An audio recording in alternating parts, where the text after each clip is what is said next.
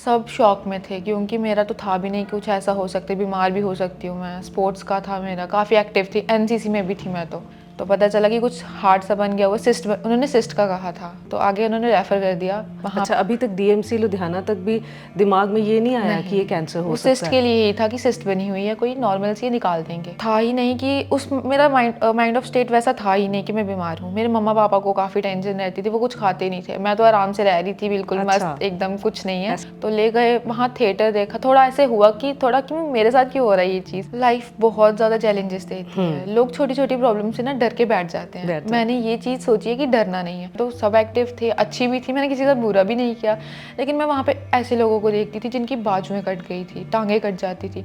उनको देखकर मुझे लगता था कि नहीं, मैं काफ़ी बेटर हूँ। एक बीमार बंदा और जिससे हम सब इतना ज़्यादा डरते हैं, उस बीमारी के साथ जीने वाला बंदा ये बात बोले, ये कोई आम आदमी नहीं है। बहुत बड़ी सोच और बहुत बड़े दिल वाला बंदा बोल सकता है। उसके बाद वहाँ तो फिर मुझे लोगों ने ही कहा कि कुछ नहीं होता, ठीक हो जाओगी, तुम बहुत अच्छी हो, ब्रेव हो, चल तुम इतनी सुंदर भी हो, ये कॉम्प्लीमेंट्स ही मेरा थोड़ा हो जाता था। इतना सपोर्ट मिला है ना, फैमिली अच्छी हो तो सभी अच्छा निकल जाता टाइम। बहुत सही कहा। एक बार मैंने ऐसे ही किसी पेशेंट को बोल दिया, आई अंडरस्टैंड योर पेन। मेरे लिए जो उनका जवाब था वो बड़ा शॉकिंग था। कहते क्या आपको कैंसर हुआ है? How could you understand? मतलब मैं किसी को अपनी प्रॉब्लम बताऊं, वो बोलते हैं हो जाएगा, ठीक हो जाएगा, बट मुझे रियलाइज़ होता है कि इनको क्या पता क्या चीज़ फील कर रही हूँ। वो तो अपना ओपिनियन दे देते हैं, एम्पैथी नहीं दिखाते हैं। लोग सिंपैथी देते हैं, एम्पैथेटिक नहीं होते सो ट्रू। रहते हैं। पहले मैं अपने लिए जीना सोचती थी कि अपने लिए जीऊँगी, लेकिन अब मुझे मेरी लाइफ ही उनसे है। उन्होंने वो नहीं होते तो शायद मैं होती भी नहीं। और उसमें डिप्रेशन में क्या हुआ? डिप्रेशन में मुझे सुसाइडल थॉट्स आते थे। अच्छा। मैंने मम्मा को भी बोल दिया था, पापा को, कि इंजेक्शन लगा दो, मुझे मार दो, ख़त्म कर ये दो। एक स्टेज आती है हाँ। जब पेन में, ये एक स्टेज आती है जब दिल करता है गिव अप करने का।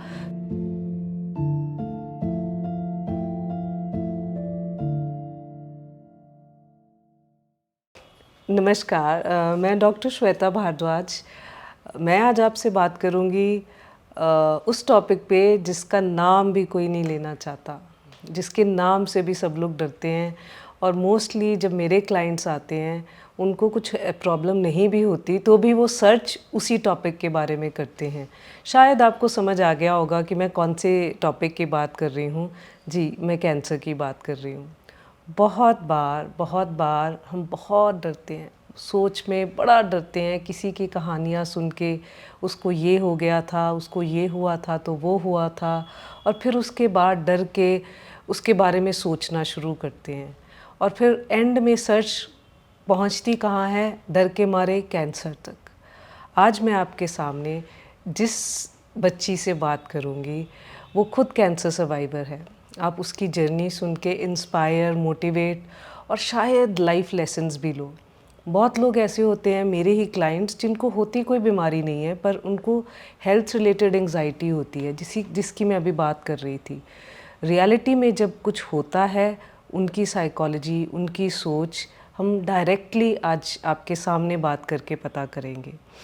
I welcome Harsha Chib.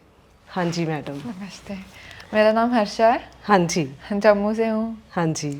तो मेरा कैंसर जो डायग्नोज हुआ था 2021 में हुआ था, जून। पर मैं ये सारी जर्नी पे आऊँगी हर्षा। पहले थोड़ी सी इंट्रोडक्शन, आपकी फैमिली में कौन था, आप क्या, बचपन कैसा था, क्या करते थे? मेरे मम्मा पापा और एक भाई है। पापा आर्मी में हैं, मम्मा होम मेकर हैं, और भाई अभी ग्रेजुएशन कंप्लीट की है उसने। फैमिली में सभी थे, दादू दादी, चाचू, छोटे चाचू, बूजी, मासी, मामू, सब हैं। तो मेरे सभी आर्मी में ही हैं। मेरा भी स्पोर्ट्स का रहा है, बचपन से स्पोर्ट्स में रहा है मेरा इंटरेस्ट अभी भी। मैंने जब आपसे बात कर रही थी तो आपने बताया कि आप नेशनल लेवल तक खेली हैं। कौन सा गेम खेली? कबड्डी में। अच्छा। मेरा 9th क्लास में हमारे स्कूल में एक कोच आए थे, उन्होंने सिखाना शुरू किया था, तभी से मेरा इंटरेस्ट बन गया था, और 10th में मैंने नेशनल लगा लिया था एक। उसके बाद 11th-12th में थोड़ा एजुकेशन के लिए सीरियस रहे, पेरेंट्स ने भी नहीं भेजा, तो उसके बाद पेरेंट्स ने कहाँ नहीं भेजा? खेलने के लिए। ऐसा क्यों? पढ़ाई में ज़्यादा फोकस करने के लिए कहते थे वो। और एकेडमिक्स भी आपके वैसे ही थे जैसे अच्छा आप गेम्स में थी? जी। 90% से अबव ही थे, 10th में भी और 12th में भी। क्या बात है। जी। और फिर उसके बाद एक स्पोर्ट्स गर्ल, और फिर उसके बाद ये जर्नी, कैंसर की जर्नी कहाँ से, कब से शुरू हुई? कैंसर मुझे कॉलेज के लास्ट ईयर में पता चला था, थर्ड ईयर में 2021 था, तब मेरा फाइनल एग्ज़ाम था, तब और मैं कितने साल हॉस्पिटल में की? थी। आप कितने 21 थी तब मैं। अच्छा। हाँ, तब लगा ही था नया नया। तो मैं जुलाई का एंड का टाइम था तब, जब मुझे पता चला था कि मेरे पेट में कुछ बन गया हुआ है। ऐसे अचानक से ही मैंने फील किया, मम्मा को बताया, तो उन्होंने ले गए मुझे हॉस्पिटल में, अल्ट्रासाउंड की वहाँ पे, तो पता चला कि कुछ हार्ड सा बन गया हुआ, सिस्ट, उन्होंने सिस्ट का कहा था। तो आगे उन्होंने रेफ़र कर दिया हमारे जम्मू का हॉस्पिटल जीएमसी में। वहाँ गए तो वो तो मुझे ऑपरेट कर रहे थे, उन्हें पता भी नहीं था क्या चीज़ बनी हुई है। अच्छा। लेकिन मेरे मामू जी नहीं माने, तो वहाँ से हम डीएमसी आ गए लुधियाना में। वहाँ अच्छा, अभी तक डीएमसी लुधियाना तक भी दिमाग में ये नहीं आया कि ये कैंसर हो उस सकता सिस्ट है? के लिए यही था कि सिस्ट बनी हुई है, कोई नॉर्मल सी निकाल देंगे। अच्छा। मम्मा, उनको आइडिया हो गया था कि कुछ ज़्यादा है, लेकिन मुझे और पता मम्मी नहीं को था। ऐसा आइडिया कैसे आया? फैमिली में किसी को था कि उनको ऐसा डर या माइंड में ऐसा थॉट आया? क्योंकि हम छोटी मोटी प्रॉब्लम के लिए इतना दूर तक नहीं सोच पाते हैं। वहाँ पे जम्मू में एक टेस्ट हुआ था मेरा, ट्यूमर मार्कर्स का, वो मेरा थोड़ा ज़्यादा ख़राब था, तो उसके लिए मम्मा को लग गया था कि शायद वो चीज़ बन गई हो। मेरी फैमिली में भी था, मेरे नानू जी को ब्लड में कैंसर था, उनकी डेथ हो गई थी। मेरे दादू जी को भी था, नेक में था, उनकी भी डेथ हो गई है। ओके। तो उसके बाद तो फिर तो जब पता चला, फैमिली में हिस्ट्री रही, तो फिर तब फैमिली ने कैसे रिएक्ट करा? सब शॉक में थे, क्योंकि मेरा तो था भी नहीं कुछ ऐसा हो सकता है, बीमार भी हो सकती हूँ मैं। स्पोर्ट्स का था मेरा, काफ़ी एक्टिव थी, एनसीसी में भी थी मैं तो। अरे वाह। हाँ, तो फिर जब पता चला तो सब शॉक में ही थे। मेरे मामू जी ने मुझे बहुत सपोर्ट किया है। अच्छा। उनकी बदौलत ही मैं आज यहाँ बैठी हूँ। अरे वो वाह। नहीं होते तो शायद आज होती भी नहीं मैं। अच्छा। जी, उन्होंने ही मुझे हॉस्पिटल तक पहुँचाया मुंबई में। वरना जैसे मेरा ट्रीटमेंट था, जैसे जिस हिसाब से मेरी बीमारी थी, डीएमसी वालों ने मना कर दिया था इलाज। अच्छा। हाँ, मना कर दिया था तो उन्होंने। क्या, कौन सी स्टेज थी? और वो लास्ट कैंसर स्टेज किस थी। चीज़ का था? कॉलन में था पहले, ओवेरियन सिस्ट का उन्होंने कहा था कि ओवेरीज में कैंसर बना हुआ है, लेकिन बाद में जब टेस्ट हुए तो पता चला कॉलन में बना हुआ है। तो फिर वहाँ से मेरे मामू जी ने सर्च किया गूगल वगैरह में, किसी ने गाइड भी किया कि वहाँ ले जाओ, मुंबई में ले जाओ। वहाँ जाते ही उन्होंने मेरी 10 डेज़ के अंदर सर्जरी कर दी, इमरजेंसी में लेकर। वहाँ सर्जरी हुई तो 1 महीना मेरा खाना पीना बिल्कुल बंद हो गया था, बिल्कुल वेट, तब मेरा वेट भी बड़ा कम हो गया तब था। क्या थॉट आता था माइंड में तब पहले तो जब हम मुंबई गए थे ना, मुझे आइडिया नहीं था कि मुझे ये चीज़ बनी हुई है। मेरे ख्याल से मुझे तो बस नॉर्मल था कि कुछ भी नहीं है, ठीक हो जाऊंगी मैं बिल्कुल। और ऐसा इमोशनली, फिजिकली कैसा रिएक्शन था? मेरा तो बिल्कुल था ही नहीं कि उस मेरा माइंड ऑफ स्टेट वैसा था ही नहीं कि मैं बीमार हूँ। मेरे मम्मा पापा को काफ़ी टेंशन रहती थी, वो कुछ खाते नहीं थे, मैं तो आराम से रह रही थी बिल्कुल अच्छा। मस्त एकदम, कुछ नहीं है। ऐसा कुछ भी नहीं कभी शुरू वाले दिनों में ऐसा नहीं कभी भी लगा कि अरे ये क्या है, या होपलेसनेस, या नहीं, कभी जब ऐसा डर? एक टाइम पे होपलेसनेस हुई थी, डीएमसी में थी तब। अच्छा। पापा ने आना था, पापा की तब पोस्टिंग थी डिब्रूगढ़ में, वहां से आना था, 4-5 दिन लग जाते हैं। जब पापा आए, पापा की हालत बिल्कुल ऐसे खराब हो गई थी, बाल पूरे सफ़ेद हो गए थे, उनकी कंडीशन ही बड़ी ख़राब लग रही थी। उनको देखकर मुझे फील हुआ कुछ ज़्यादा सीरियस है। रात को मैंने मम्मा को रोते हुए भी पकड़ा था कि वो रो रहे थे, काफ़ी ज़्यादा इमोशनल हुए थे। उनको डॉक्टर्स ने बताया था कि ये चीज़ है और काफ़ी ज़्यादा ख़राब है। तो फिर तब मुझे थोड़ा लगा था कि कुछ ज़्यादा होगा, लेकिन मैंने इतना ध्यान नहीं दिया, फोकस ही नहीं किया उस चीज़ को लेकर। और तब तक भी ये कबड्डी और अपना सारा स्पोर्ट्स चल रहा था? हाँ, मेरा लास्ट ईयर तक रहा था, तब कोविड आ गया था तो मेरा उस टाइम मिस हो गया था, वरना अच्छा। उस टाइम भी मेरी इंटर यूनिवर्सिटी लग जाती। कॉलेज में कैप्टन रह चुकी हूँ मैं अपनी कबड्डी टीम की, ट्रॉफीज़ भी मिली हैं काफ़ी ज़्यादा, स्कूल कॉलेज में ही सर्टिफिकेट्स हैं। और फिर ट्रीटमेंट शुरू हुआ? हाँ, फिर मुंबई में जब मेरी सर्जरी हुई थी, तब मुझे बिल्कुल डर नहीं लगा कि सर्जरी होने वाली। उन्होंने बताया था कि काफ़ी बड़ी सर्जरी होगी, 6 घंटे की सर्जरी थी मेरी पहली।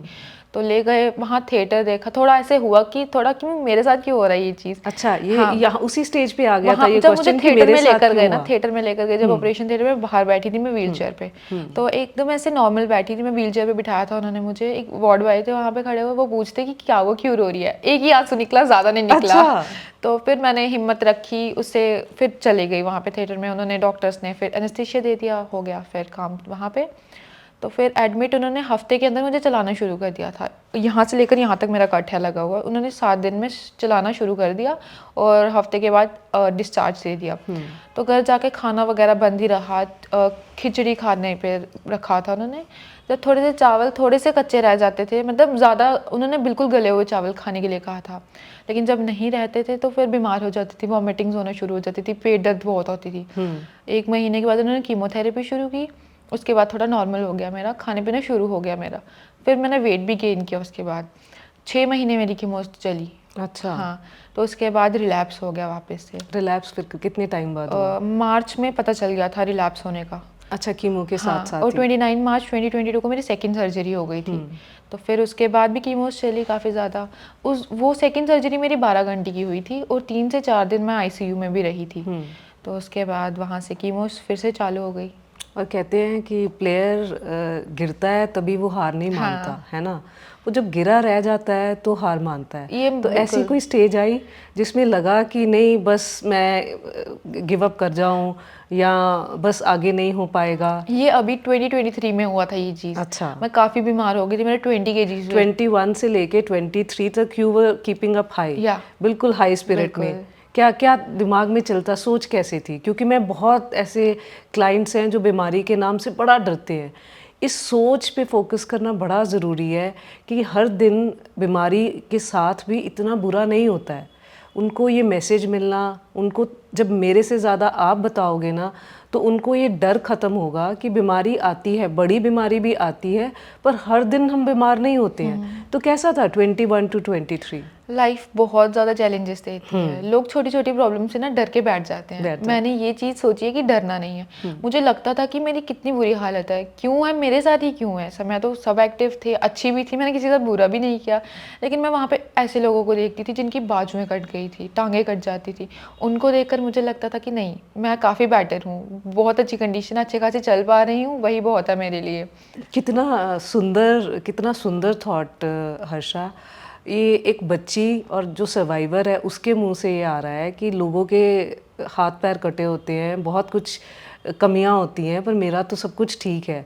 मतलब एक ठीक बंदा ऐसी चीज़ कहे तो हम लोग मानते हैं कि चलो ठीक है। एक बीमार बंदा और जिससे हम सब इतना ज़्यादा डरते हैं, उस बीमारी के साथ जीने वाला बंदा ये बात बोले, ये कोई आम आदमी नहीं है। बहुत बड़ी सोच और बहुत बड़े दिल वाला बंदा बोल सकता है। फिर नेक्स्ट आगे कैसे हुआ? जब रिलैप्स हुआ तो उसकी जर्नी कैसे चली? सर्जरी हो गई मेरी, कीमोस भी चली। फिर हम वहाँ से वापस जलंधर शिफ्ट हो गए, क्योंकि वहाँ पे रहने का बहुत खर्चा आता है। 51,000 जैसे मैंने बताया मंथली देना पड़ता है। 1700 2200 पर डे का होता है। डिपेंड करता रहते कहाँ पे। हमें अच्छी कंडीशन भी चाहिए थी रहने के लिए, हाइजीनिक होनी चाहिए थी जगह, अपनी किचन भी होनी चाहिए थी। तो वहाँ पे तो खाना भी हमारे जैसे हम खाते हैं वो चीज़ वहाँ नहीं मिलती है। तो इसीलिए हमने फिर अच्छा ही रूम लिया, तो उसका रेंट भी काफ़ी हाई था। जब जलंधर वापस आ गए तो यहाँ पे श्रीमान में चेकअप चलने लगा मेरा। तब मेरा अगस्त में मैं बीमार पड़ गई वापस से। मेरी जो आंतड़ियों में ऑपरेशन सर्जरी हुई थी वहाँ पे जुड़ाव होने लग गया था, जिसकी वजह से मुझे काफ़ी से वॉमिटिंग्स, कुछ डाइजेस्ट नहीं होता था, पानी तक डाइजेस्ट नहीं होता था मेरा। तब मैं हॉस्पिटल में, ये मुझे बाहर कहीं घूमने नहीं देते थे आगे पीछे, तब मुझे थोड़ा डिप्रेशन हो गया था कि ये कौन सा टाइम था? कब? 23 में? 23 में। और ये कितने टाइम के लिए हुआ ऐसा? ये मेरा 4-5 महीने चला था ये अच्छा। चीज़। और उसमें डिप्रेशन में क्या हुआ? डिप्रेशन में मुझे सुसाइडल थॉट्स आते थे। अच्छा। मैंने मम्मा को भी बोल दिया था, पापा को, कि इंजेक्शन लगा दो, मुझे मार दो, खत्म कर ये दो। एक स्टेज आती है। हाँ। जब पेन में ये एक स्टेज आती है जब दिल करता है गिव अप करने का। तो फिर वो गिव अप वाला थॉट, सुसाइडल थॉट से वापस वो वॉरियर, वो स्पोर्ट्स गर्ल कैसे जागी? हॉस्पिटल से जाते ही आ गया वापस। कैसे कैसे? यहाँ हॉस्पिटल में ना, मतलब 3 बेड्स थे, ज़्यादा जब आते थे जाते थे, मैं ही वहाँ पे रह रही थी। कुछ खाने नहीं होता था, कुछ पीने नहीं होता था, तो वही डॉक्टर्स आते थे एक टाइम पे। तो मुझे काफ़ी ज़्यादा एंग्जाइटी हो रही थी कि ठीक नहीं हो रही हूँ, इतने टाइम से चल भी रहा है, ख़त्म ही नहीं हो रहा है। उससे पहले भी मेरा एक ब्रेकिंग पॉइंट आया था, वो टाटा मेमोरियल में ही आ गया था कि उन्होंने कहा था कीमो बंद हो जाएगी, लेकिन कीमो बंद नहीं की। इनफैक्ट उन्होंने उल्टे ज़्यादा साइकिल्स बढ़ा दिए, 8 साइकिल्स और कर दिए। तो मैंने कहा ये तो ख़त्म ही नहीं हो रहा है, बस अभी हो भी जाता है, कितना करना मुझे, अपना एडजस्ट कितना ही करूँगी मैं।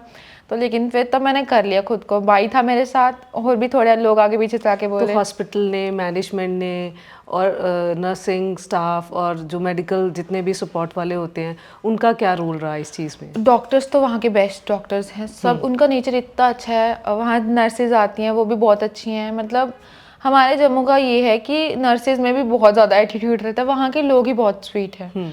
कुछ भी हो, वहाँ तो पेशेंट्स भी इतने हैं ना, उनको देखकर ही खुद की कंडीशन ठीक लगने लग जाती है। और जब वो ब्रेकिंग पॉइंट था, उससे नेक्स्ट जो सिल्वर लाइनिंग पॉइंट वो कैसे आया? उसके बाद वहाँ तो फिर मुझे लोगों ने ही कहा कि कुछ नहीं होता, ठीक हो जाओगी, तुम बहुत अच्छी हो, ब्रेव हो, चल तुम इतनी सुंदर भी हो, ये कॉम्प्लीमेंट्स ही मेरा थोड़ा हो जाता था। वो तो सच है। हाँ। ये तो सच है कि बहुत सुंदर हो आप, तो बहुत कॉम्प्लीमेंट्स देते थे तो मेरा वहीं पे मन खुश हो जाता था कि नहीं अभी मैं चलूंगी अच्छे से। तो अच्छा, तो ऐसे लगता था कि डे केयर में कीमो लगवाने जाना है और अपने लिए कॉम्प्लीमेंट्स लेके आना है। वो मुझे डॉल बोलते थे, बारबी डॉल वगैरह अच्छे अच्छे नाम देते थे, तो मैं खुश रहती थी कि बस हो जाएगा। अच्छा, तो उस वीक मोमेंट में जो परमात्मा ने इतनी ब्यूटी दी है उसने हेल्प करा, है ना? हाँ।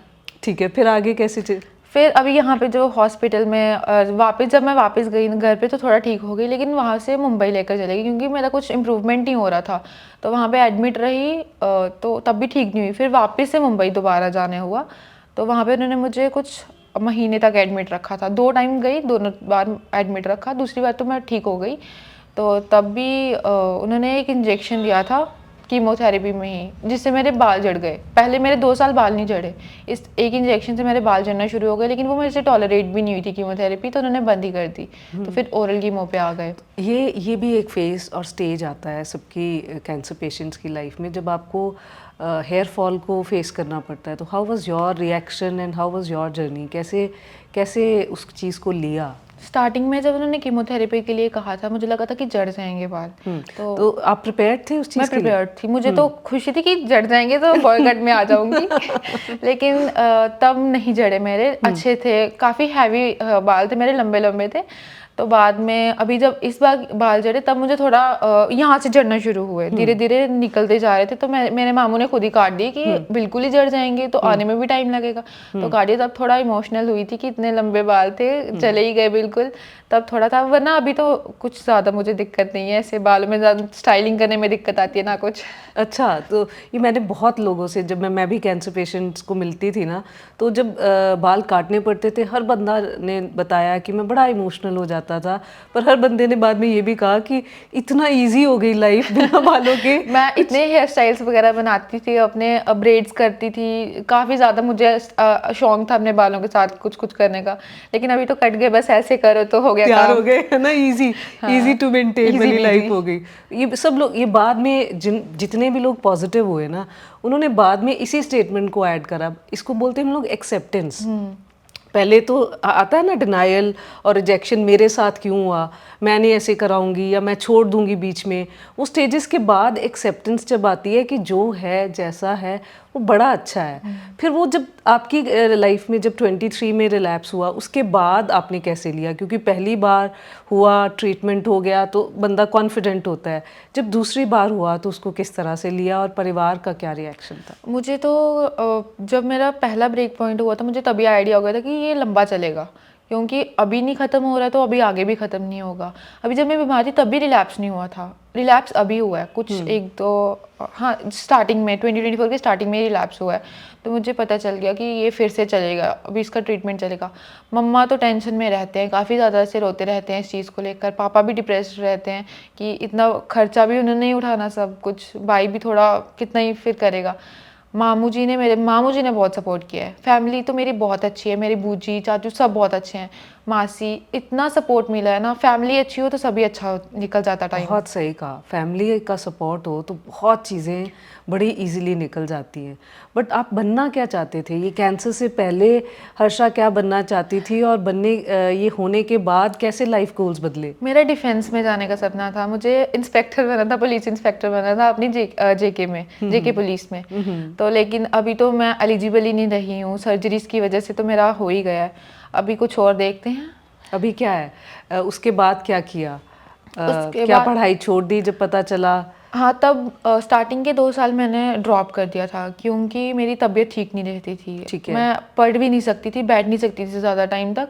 अभी मैंने फिर एडमिशन ले ली, रहते 2023 में एडमिशन ले ली मैंने, लेकिन वहाँ पे भी 2 बार एग्ज़ाम देने गई तो बीमार हो गई। तो इसीलिए फिर अभी मैंने दिसंबर में एग्ज़ाम दिया था। और कभी ऐसा लगा हर्षा कि शायद मैं नहीं ठीक होंगी, पढ़ने का क्या फ़ायदा, या मैं कुछ नहीं करूँगी, ऐसे कभी थॉट्स आए? आए, काफ़ी बार आए, लेकिन फिर सोचती हूँ कि बिल्कुल ठीक लगती हूँ, मुझे बोलता नहीं कोई बीमार है तो क्यों बैठ जाऊँ पीछे, क्यों हट जाऊँ। फिर सोचती हूँ कि किसी स्कूल, प्राइवेट स्कूल में लग जाती हूँ टीचर, एज अ टीचर, तो लेकिन फिर बाद में बीमार भी हो जाती हूँ, तबीयत ठीक नहीं रहती है, फिर वहाँ छुट्टियाँ भी नहीं ले सकती इतनी प्राइवेट स्कूल में, तो फिर अभी गवर्नमेंट जॉब का भी प्रिपेयर करूँगी, वेरी नाइस। बैंकिंग में सो जाऊँगी। यू हैव गोल्स हाँ। And you are pursuing. और एक अंदर का जो स्पोर्ट्समैन होता है ना हर्षा, जब हम कोई गेम खेलते हैं ना, फिजिकल पेन्स भी होती हैं, इमोशनल और मेंटल भी, क्योंकि चैलेंजेस आते हैं एक गेम को खेलते वक्त। वो वाली स्पिरिट ने कैसे हेल्प करा इस डिजीज से लड़ने के लिए? स्पोर्ट्स पर्सन का ये सबसे बेस्ट चीज़ होती है कि वो कभी हार नहीं मानते हैं, कुछ भी फेस करेंगे वो उठ जाते हैं उस चीज़ को लेकर, गिरेंगे उठ पड़ेंगे, कभी भी वीक नहीं पड़ते हैं खुद को। गेम्स ने मुझे काफ़ी इसे स्ट्रांग रखा है। अगर मैं ऐसे नॉर्मल लड़की होती तो शायद डर के बैठ जाती कि नहीं, मैं नहीं कर सकती हूँ, ख़त्म हो जाए, जल्दी हो जाए, लेकिन ये स्पोर्ट्स स्पिरिट ने मुझे इतना स्ट्रांग रखा है कि मैं अभी तक सर्वाइव कर ही रही हूँ। Very nice. और अभी आज की डेट में फैमिली का 2021 से लेके 2024 में क्या सोच में कैसे फ़र्क आया, और अब how you see your life कि हाँ नहीं मैं स्ट्रांग हो गई हूँ, अब नौशिया हो रहा है या मेरे को पेन्स हो रही हैं, पर्सपेक्टिव और उसको लेके, उस प्रॉब्लम को लेके कितनी मेंटल और इमोशनल स्ट्रेंथ बढ़ी है? पहले तो मेरे मम्मा पापा तो चाहते थे कि शादी हो जाए, मैं तो पहले ही डिनाई करती थी कि मुझे करनी ही नहीं है।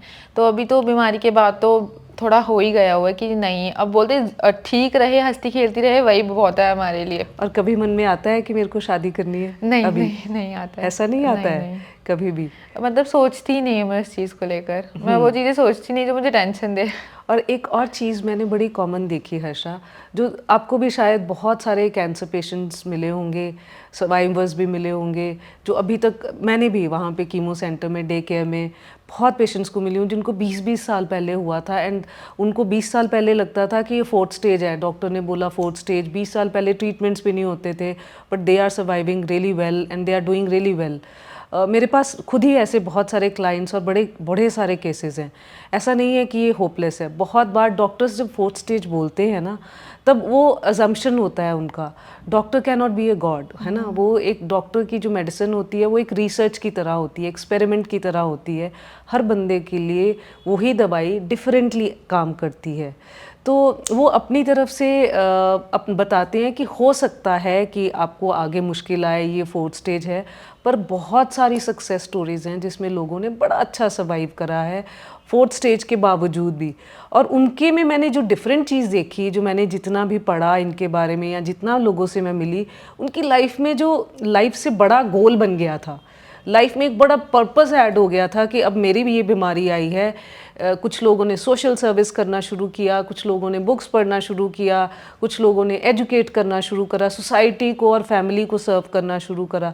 आपके दिमाग में क्या आता है कि क्या मेरा एक नेक्स्ट लेवल का, अब इसके बाद, कैंसर के बाद मेरा लाइफ का गोल क्या हो सकता है? पहले तो मैंने सोचा था कि एक बुक लिखूंगी इसके ऊपर, लेकिन मेरा थोड़ा ध्यान नहीं बैठता बुक्स लिखने में, ज़्यादा मेरा फोकस नहीं बैठता है। फिर तो अभी मैंने सोचा कि कोई यूट्यूब चैनल खोलूँगी, उसमें थोड़ा एजुकेट करूँगी लोगों को इस चीज़ को लेकर। मेरी एक फ्रेंड है, उसने PhD करी है, तो कर रही थी वो अभी, तो उसको इस टॉपिक के बारे में कुछ नॉलेज चाहिए थी, तो मैंने वो बता दिया उसको। अभी सोचा कि खुद भी इसके ऊपर वीडियोस बनाऊं, लेकिन फिर डरती भी हूँ कि नहीं बनानी चाहिए, ये नहीं बनानी चाहिए। बिल्कुल बनानी चाहिए, बनाऊंगी, अभी सोचूंगी इसके बारे बिल्कुल में भी। बिल्कुल। लोग फर्स्ट हैंड इंफॉर्मेशन की वैल्यू बहुत होती है, और फर्स्ट जिसका एक्सपीरियंस रहा है, जब वो बंदा बोलता है तो लोग सुनते हैं। और ऑथेंटिक जिसको बोलते हैं, authentic information, this is why मैं भी बहुत बड़ी हेल्थ एंग्जाइटी में, या जो मेरे ऐसे कैंसर सर्वाइवर्स होते हैं, जब मैं उनको काउंसल करती हूँ, तो जब मैं उनको बोलती हूँ ना कि आई अंडरस्टैंड, तो एक बार मैंने ऐसे ही किसी पेशेंट को बोल दिया आई अंडरस्टैंड योर पेन। मेरे लिए जो उनका जवाब था वो बड़ा शॉकिंग था। कहते क्या आपको कैंसर हुआ है? How could you understand? तो that was very shocking for me. हम लोग कहते हैं I understand, but nobody actually can understand. कोई नहीं समझ सकता, जिसको कहते हैं जिसका दर्द जिस तन लागे वो तन जाने। ये चीज़ मुझे भी बहुत बार फील होती है। मतलब मैं किसी को अपनी प्रॉब्लम बताऊं, वो बोलते हैं हो जाएगा, ठीक हो जाएगा, बट मुझे रियलाइज़ होता है कि इनको क्या पता क्या चीज़ फील कर रही हूँ। वो तो अपना ओपिनियन दे देते हैं, एम्पैथी नहीं दिखाते हैं। लोग सिंपैथी देते हैं, एम्पैथेटिक नहीं होते रहते हैं। So true. और आपको क्या लगता है एम्पैथी क्या होती है? एम्पैथी की मेरे पेरेंट्स से उनको फील होना चाहिए कि कितनी पेन में है ये, सिंपैथी कि हाँ बीमार है, ठीक है, हो जाएगी ठीक। एम्पैथेटिक होना चाहिए इंसान को दूसरे इंसान से, उनको पता होना चाहिए कि कितनी कंडीशन बुरी होगी। लोग अपने ओपिनियंस रख जाते हैं कि ठीक हो जाएगी, नॉर्मल है, चलता है, होता है, लेकिन जिसके साथ हो रहा है वो उसी को पता है कि क्या हो रहा है। बिल्कुल हो रहा है। वही जो सिंपैथी और एम्पैथी में यही फ़र्क होता है। सिंपैथी में आप उसको बेचारा बना देते हो, बेचारा बनने की ज़रूरत नहीं होती है। किसी भी बीमारी में, किसी भी प्रॉब्लम में किसी को नहीं अच्छा लगता कि मेरे को बेचारा बनाया जाए। बेचारा बनने की जगह सहारा बनना होता है कि हाँ आपको क्या ज़रूरत है, आप क्या चाहते हैं, मैं आपके लिए क्या कर सकता हूँ। यही मैं काउंसलिंग्स में करती हूँ। मैं कभी नहीं उनको कहती ओह so sad, I always say, मैं हमेशा एक ही चीज़ बोलती हूँ, वेरी वेल डन, आप बहुत अच्छा कर रहे हो और जहाँ आपको मेरी हेल्प की ज़रूरत है मैं आपके साथ खड़ी हूँ। बहुत बार इमोशनली, बहुत बार मेंटली, फिज़िकली तो कोई किसी की लड़ाई नहीं लड़ सकता ना। तो आपके लिए अब करंट स्टेट क्या है? करंट स्टेट तो अभी तो फिलहाल ट्रीटमेंट भी चल रहा है। अभी किसी से बात अभी होता पता क्या है, किसी से बात करो, अपनी प्रॉब्लम सुनाओ, कोई अपनी प्रॉब्लम भी सुना देता है। तो फिर मैं देखती हूँ कि इतनी सी प्रॉब्लम से भी ये इतना चिढ़ रहे हैं, इतना लड़ रहे हैं, इतना रोने लग पड़ते हैं। मेरी कंडीशन में आएंगे, ये कहाँ जाएंगे? तो फिर अभी तो मैंने अपने मेंटली स्ट्रांग रखा है खुद को। अभी तो पेंटिंग्स में भी मैंने अपना फोकस रखा हुआ। पहले मैं रीडिंग करती थी, खुद को बिजी रखती थी अपना। इस बीमारी में विल पावर सबसे ज़्यादा ज़रूरी है। दिमाग स्ट्रांग नहीं होगा तो हम किसी काम की नहीं है, हमारी बॉडी गिव अप कर देती है। बिल्कुल, क्योंकि मोस्ट ऑफ द टाइम कहते हैं, नेचर की तरफ से बोलते हैं कि बड़े हौसले उनको मिलते हैं जिन्होंने बहुत बड़ी उड़ानें भरनी होती है, जिन्होंने बड़े बड़े काम करने होते हैं। तो ऐसे ही नहीं तेरे को ऐसा स्माइलिंग फेस, सुंदर सा चेहरा और इतना बड़ा हौसला दिया है क्योंकि तेरी लड़ाई बहुत बड़ी थी। और फिर अब उस लड़ाई में अब पेंट भी कर रही है, पढ़ाई भी कर रही है, कीमो भी करा रही है, और उसके बाद क्या सोचती है? क्योंकि इस सब से निकल के इससे नेक्स्ट स्टेप क्या सोचती है, क्या करेगी? नेक्स्ट मुझे कोई जॉब लेनी है, सपोर्ट करना है अपनी फैमिली को। उन्होंने बहुत कुछ किया मेरे लिए, मेरी लाइफ ही उनको डेडिकेटेड है। पहले मैं अपने लिए जीना सोचती थी कि अपने लिए जीऊंगी, लेकिन अब मुझे मेरी लाइफ ही उनसे है। उन्होंने वो नहीं होते तो शायद मैं होती भी नहीं। तो मेरी लाइफ ही उनके लिए है, उनको सपोर्ट करूंगी आगे, उनको खुश रखूंगी। So beautiful message she has given. कितना सुंदर मैसेज। पता नहीं क्यों हम लोग, सैड पार्ट ये है कि हम लोग बीमारी के बाद क्यों रियलाइज़ करते हैं कि मेरी ये लाइफ जिन्होंने दी है उनको भी डेडिकेटेड है। बहुत माँ बाप चाहते हैं, बहुत दिल से चाहते हैं कि जो हमने बच्चों को दिया है वो बच्चे हमें वापस दें। पर जब इस लड़की को ये प्रॉब्लम आई और उसने देखा कि मेरे को माँ बाप ने इतना ज़्यादा सपोर्ट किया है, अब जो ये नेक्स्ट लाइफ है वो पूरी की पूरी माँ बाप को डेडिकेट करना चाहती है। ये रियलाइजेशन इस मौके पे शायद इससे बहुत बड़े काम कराएगी उनको।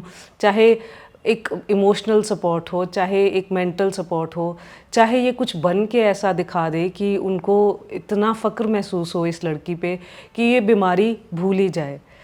आई विश एवरीबडी थिंक्स बिना बीमारी के भी हम इसी सोच के साथ क्यों नहीं रह सकते। बहुत ज़रूरी है कि हम अपने रिश्तों की, अपने शरीर की, जब वो सब ठीक है, वैल्यू करें। Any other message Harsha you want to give? हाँ, एक मैसेज है। लोग हार्डशिप से बहुत जल्दी हार मान जाते हैं। ज़िंदगी ने मुझे एक अपना टफेस्ट चैलेंज दिया है, कैंसर। मुझे अपनी लाइफ की वैल्यू रियलाइज़ हुई है कि कितनी ज़रूरी है, सांस लेना कितना ज़रूरी है। हम लोगों को हार नहीं माननी चाहिए। कुछ भी प्रॉब्लम फेस करें, हम डट के मुकाबला करना चाहिए। हाँ, हारना ज़रूरी है, थक जाओ, थोड़ी देर बैठ जाओ, फिर से वापस उठ के लड़ पड़ो। अपने पेरेंट्स की कदर करना बहुत ज़रूरी है। पेरेंट्स के अलावा कोई भी नहीं आएगा।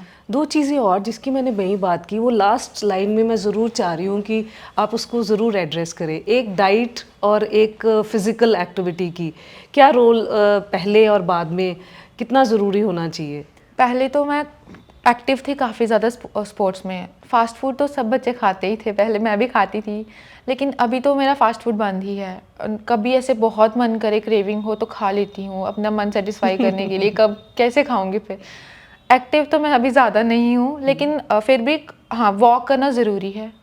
खुद को फिजिकली फिट रखना ज़रूरी है। ओबेसिटी का शिकार नहीं होना, वो भी बहुत इंपॉर्टेंट है कि हम ओबीस ना हो जाए। हेल्प करता है, मतलब ट्रीटमेंट में अच्छा डाइट और अच्छा फिजिकल हेल्थ मेंटेन करो तो थोड़ा बेटर हो जाता है उसको डील करना। इस बीमारी में ये है कि वेट कम नहीं होना चाहिए, गेन चाहे कर लो, ओवर वेट नहीं होना चाहिए, फिजिकली फिट रहना चाहिए, हेल्दी होना चाहिए तो ये बड़ा अच्छा मैसेज है, ये बड़ा अच्छी इन्फॉर्मेशन है। बहुत लोग ये मैं भी करती हूँ, जब काउंसिल करती हूँ मोस्ट ऑफ द टाइम लोग खाना छोड़ देते हैं। मेरा मन नहीं कर रहा ये बोल के या ये सोच के खाना छोड़ देते हैं। खाना नहीं छोड़ना होता, मैं ये बोलती हूँ थोड़ा बाहर आ जाए हमें कोई प्रॉब्लम नहीं है, पर एक बार अंदर ज़रूर जाने दो, क्योंकि वो जो कमज़ोरी रोज़ रोज़ होती जाती है ना, उसको बाद में भरना बड़ा मुश्किल हो जाता है। तो आपकी बहुत सही बात है कि वेट बढ़ जाए, कम नहीं होना चाहिए। एनीवे, इस मैसेज के साथ Harsha, I would like to thank you a lot. बहुत बहुत शुक्रिया बेटा। परमात्मा करे कि तू बहुत अच्छा अपने मम्मी पापा का नाम रोशन करे, जितना पैसा उनका खर्च कराया है उनको वापस कमा के उनके चेहरे पे वो खुशी देखे, और अपनी हेल्थ जैसी बार्बी डॉल जैसी मॉडल जैसी तू है वैसी ही हमेशा सुंदर दिखती रहे। Thank you. Thank you.